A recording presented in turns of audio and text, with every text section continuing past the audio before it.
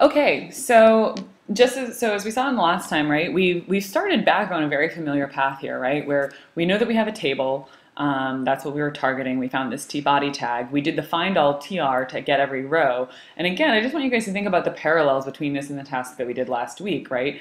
Find all tr is basically saying find every row.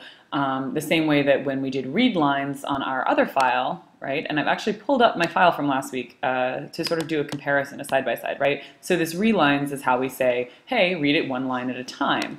And then again, we're saying, oh, okay, so give me the row number and row and enumerate, whatever our row data is. In this case, it's data rows. And now the next step, right, if we were in our CSV file, we would have come back here and would say, okay, split on the comma, because that was what separated our columns before. Now, as we can tell from our output here, it isn't a comma that's separating them. They're wrapped in these TD tags. So again, we're going to come back to this find all syntax that we get from BeautifulSoup, and we're going to create another variable that's going to hold the split cells of our data. And so I'm just going to say row dot find underscore all,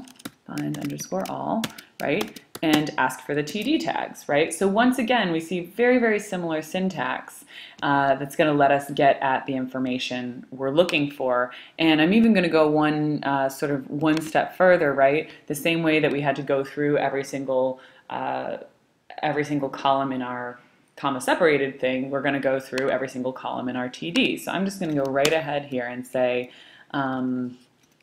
for cell num, cell in enumerate, right, row cells.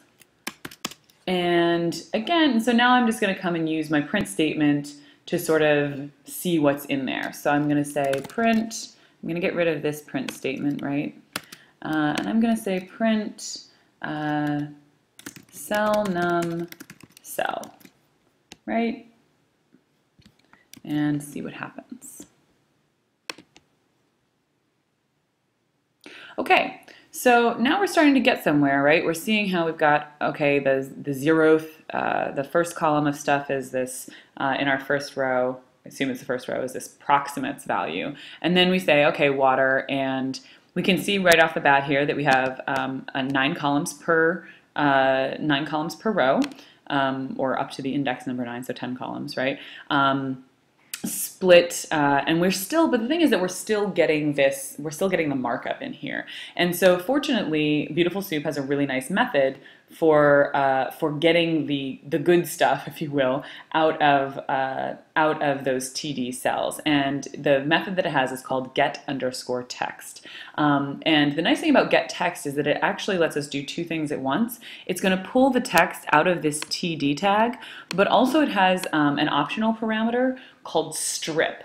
And what strip is going to do is it's going to help us get rid of this extra white space. So if we can see right in our print statement here that we're ending up with like all these extra carriage returns, right? And obviously in our in our final file, we don't want to have a bunch of white space around those values. So instead what I'm going to do is I'm going to create a new variable called cell contents, right? So it's going to be the stuff that's inside my cell, and I'm going to set that equal to cell.getText, right? Again, this is my BeautifulSoup method, and I can just pass it this strip equals true. Now again, where do I get these functions? Well, that's going to come from the BeautifulSoup documentation and probably a little bit of playing around to see what happens. And so instead of printing cell here, I'm going to print cell contents, right? And see if that's a little bit closer to the output I would like.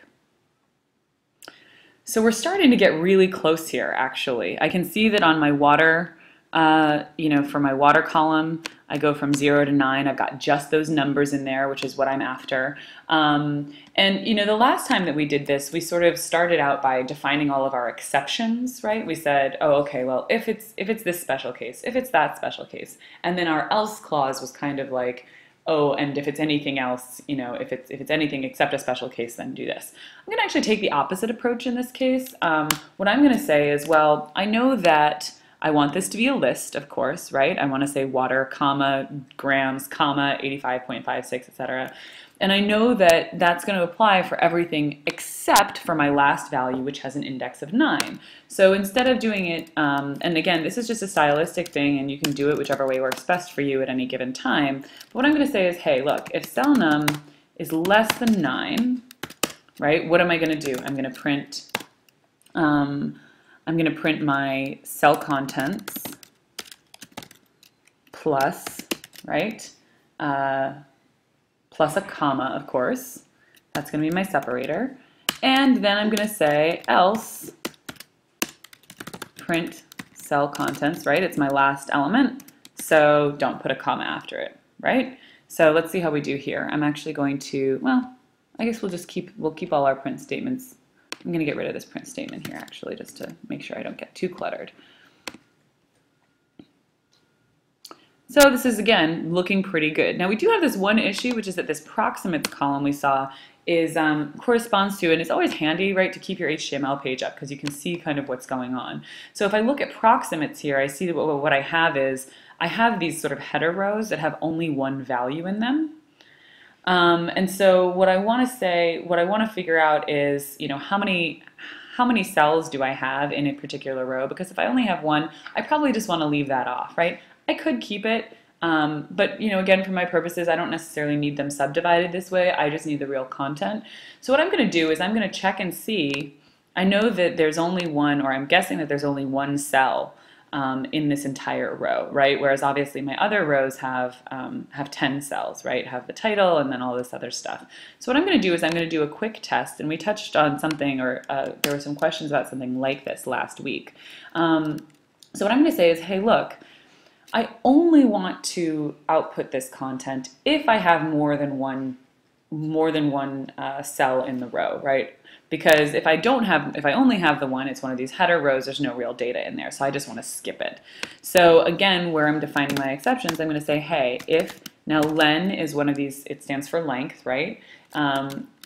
If the length of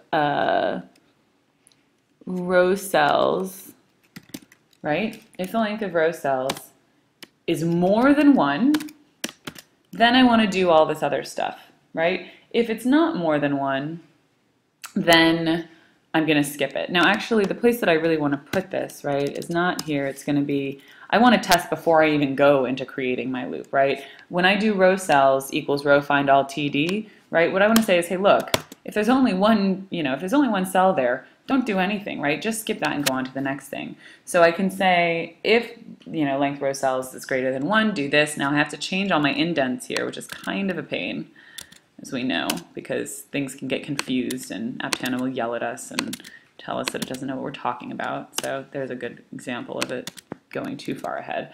Now hopefully if I've done this correctly, what I shouldn't get is this proximates, right? And I also won't get somewhere there's like protein or something like that. So let's see how we do with this. Okay, so that looks pretty good. I get water, grams, etc., etc. So I'm skipping all of these rows that only have the one value in them, and I'm going straight to my data rows. So it seems like we're getting pretty close. In fact, I kind of feel like the only thing that we have left to do is actually to write this to our file, right? We've been using our print statement to debug. And you know, one thing to note about the print statement is that it automatically puts a carriage return between things. And we don't necessarily, you know, that's not necessarily going to happen, or that isn't going to happen when we use write to put it to our file. So now I'm going to put output file.write, right? Again, I'm just replacing this here. Cell contents, and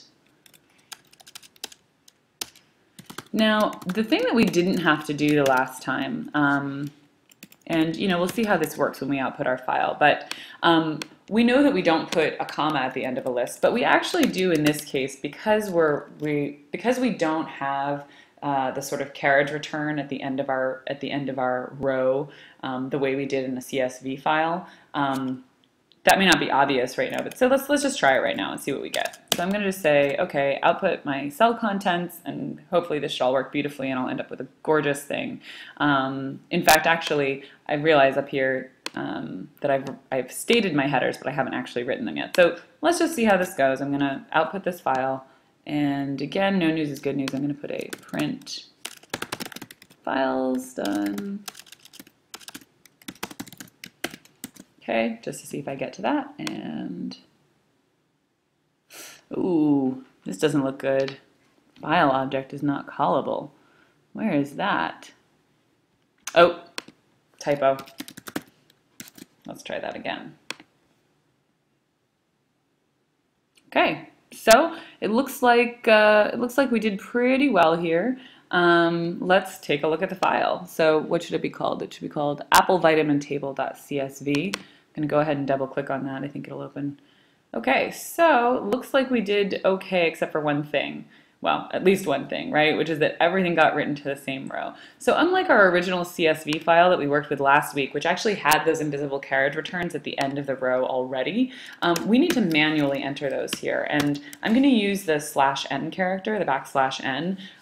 It's just one of those. Like I said, there are a couple, but it's one of the more generic of them. So let's try one more time here. I'm going to X this out. Okay, and hit debug. Says the file's done. Let's come back, and of course, since we didn't change the name. All right, so this is not bad looking. So a couple of small issues I see here, a couple of things, right? I forgot to write my header row, so I'm going to go back and do that. And I also see that this is offset, right? And it looks like some of these left-hand titles got split into multiple columns. Now, if I go back to my data, I can probably see what's going on there. And indeed, I see that there is this carbohydrate comma by difference.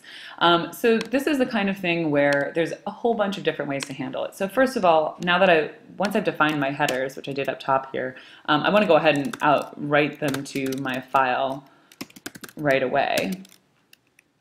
My headers, right? So that should take care of at least one problem, right? That should at least take care of my headers. So let's try it. Okay, open up the vitamin table. Great, we've got headers. Oops, forgot to put that carriage return on the end there. /n, right? I don't put a comma, I just put directly the carriage return. So let's try that again. Debug. Okay, apple vitamin table. Awesome, getting really close here, right? I mean, already this is a huge improvement over what we could have done otherwise. But the last thing that I'm going to do is, again, there's tons of ways to handle this. So what I realize is that I'm getting a little screwed up by the presence of commas in my left-hand column. And some of you actually dealt with this last week when you had your commodity and it said something like lettuce, comma, Boston. You know, there are better ways and lazier ways to deal with this. For the purposes of this exercise, I'm going to do a totally lazy solution. And the lazy solution here is that I have elected to create a comma-separated value file, right? I can actually choose a separator, any separator that I like, right? I don't have to choose commas. And in fact, what I'm going to do is I'm going to change it and I'm going to say I want my separator to be tabs. Now, tabs are obviously an invisible character like my carriage return, and they are described by a \t. And so what I'm going to do is everywhere that I have put in the separator of comma, I'm going to replace it with a separator of \t. Now, I could use a completely different separator. I could use a pipe. A pipe is a really nice separator because we don't tend to use it for grammar, you know, for grammatical indicators in actual English. A tab is a perfectly acceptable one and hopefully gets the job done too. So I'm going to save this and I'm going to give it a run. Wait, I'm make sure to close out of my original file. Obviously, it's going to have a slightly different name here, right, because I'm changing it from a CSV to a TSV. And if I run this, it says file's done. Somewhere there should be popping up a new file in just a moment. Maybe, if it likes me. Come on. Let's try it again. There we go. Ta-da! So what we see is we can actually take one of these HTML tables, right, which is pretty good looking of its own, but really hard otherwise to separate from the actual content values, and we can use BeautifulSoup and Python and some of the same, mostly the same setups that we used last week on something that was already comma separated to create a really nice, clean, formatted data file that's going to let us get at the information that we need without doing too much manual work. So that is all for now, and hope you guys enjoy this.